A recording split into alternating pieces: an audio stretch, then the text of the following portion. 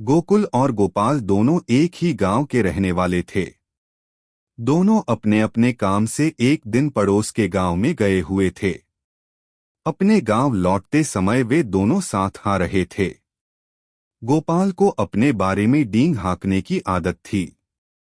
बात बनाकर अपने अपमान को अपनी प्रशंसा में बदल देना उसके लिए बाएं हाथ का खेल था।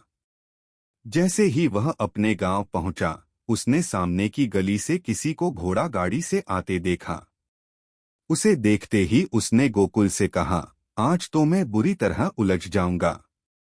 सामने से घोड़ा गाड़ी से आने वाला गांव का सबसे धनी कृष्ण यादव मेरा जिगरी दोस्त है।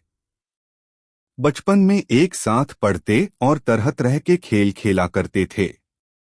यदि वह मुझे देख ले तो जबरदस्ती पकड़कर मुझे अपने घर ले जाएगा, तरह तरह के पकवान खिलाएगा और बचपन की बातें घंटों सुनाता रहेगा। और यह सब मुझे न चाहते हुए भी सुनना पड़ेगा।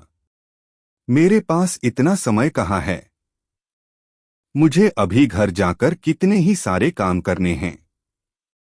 मैं नहीं चाहता कि वह मुझे देखे और मेरा समय नष्ट करे, इसलिए मैं दीवार के पीछे छिप जाता है। इतना कह कर वह एक घर की दीवार के पीछे छिप गया। इतने में घोड़ा गाड़ी निकट आ गई। गाड़ी से श्वेत रेशमी वस्त्र तथा कीमती चप्पल धारण किए और हाथ में छड़ी लिए एक संभ्रांत व्यक्ति उतरा। उसने क्रोध में अपने नौकर से कहा, पकड़ो उस बदमाश को जो दीवार के पीछे छिप गया है और उसकी पिटाई करो। नौकर दीवार के पीछे छिपे गोपाल को पकड़ने ही वाला था कि वह वहां से बेतहाशा भागा और दूसरी गली के कोने में खड़ा होकर गोकुल के आने का इंतजार करने लगा। गोकुल यह सब तमाशा देखकर हैरान था।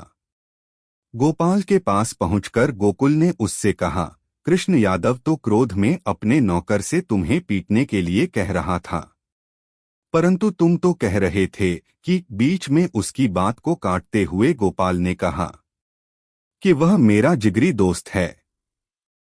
यही न, बचपन में भी हम लोग इस प्रकार का खेल खेला करते थे। देखने वालों को मेरे दोस्त का व्यवहार कटु और भद्दा लगता है, लेकिन मैं उसके स्वभाव को जानता हूं, इसलिए बुरा नहीं मानता।